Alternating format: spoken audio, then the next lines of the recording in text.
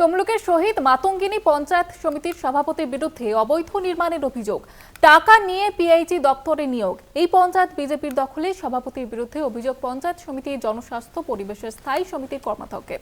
বিজেপির গোষ্ঠীদ্বন্দ্বে কটাক্ষ তৃণমূলের। তমলুকে প্রকাশ্য বিজেপির গোষ্ঠীকোন্দল।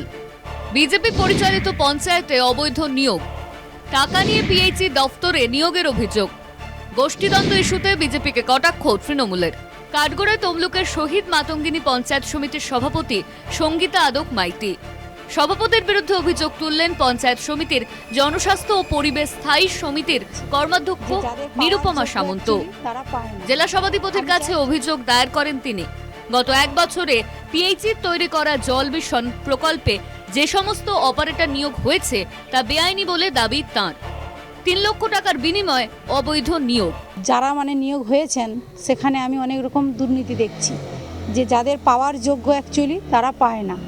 আমি চাই যে গরিব ব্যক্তি, যারা গরিব কিংবা কারোর যাদের কাজ অ্যাকচুয়ালি নেই, সেই সব ব্যক্তিকে দেয়া হোক। এর জন্য আমি দায়ী করছি আমার সভাপতি। পঞ্চায়েত সমিতির সভাপতি সঙ্গীতা আদক মাইতি জানান, নিরুপমা সামন্ত নাকি স্বীকার করেন জেলা পরিষদের বিরোধী দলনেতা বামদেব গুছাইতে ধমকানিতে বাধ্য হয়ে এই অভিযোগ দায়ের করেছিলেন। অ্যাকচুয়ালি উনি আবার আমার কাছে স্বীকার করেছেন কালকে এসে যে আমি কারো প্রলোভনে পা দিয়ে, এবং উনি নামও বলেছেন যে আমি বামদেব গুছাইতের প্রলোভনে পা দিয়ে উনি আমাকে ধমকেছেন, যার কারণে আমি এই অভিযোগটা করতে বাধ্য হয়েছি। যদিও বামদেব গুছাইতের দাবি, এই সভাপতি জনগণের দ্বারা নির্বাচিত হয়, বিজেপির প্রতীকে নির্বাচিত হয়। এর যে কি দায়িত্ব একটা সভাপতির, সেটা উনি বুঝে উঠতে পারেননি। আর আমরাও না বুঝে ওনাকে সভাপতি করে ফেলেছি। দলের সিস্টেমে সভাপতি হয়েছেন, কিন্তু দলের প্রতি তার কোনো আনুগত্য বোধ নেই।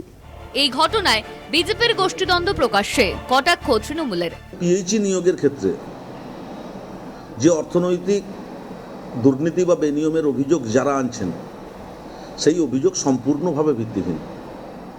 তার কারণ পঞ্চায়েত সমিতির সভাপতি লিখিতভাবে জেলা পরিষদে পাঠিয়েছিলেন। আমরা খতিয়ে তদন্ত করে দেখে পিএইচই দপ্তরকে জানিয়েছি। পিএইচই তাদের অস্থায়ী নিয়োগের ছাড়পত্র দিয়েছেন। প্রসঙ্গত, পূর্ব মেদিনীপুর জেলা পরিষদ তৃণমূলের দখলে। জনমানসে ভুল বার্তা ছড়ানো হচ্ছে, দাবি তৃণমূলের। তমলুক থেকে সৌম্যজিৎ চট্টোপাধ্যায়ের রিপোর্ট, কলকাতা টিভি।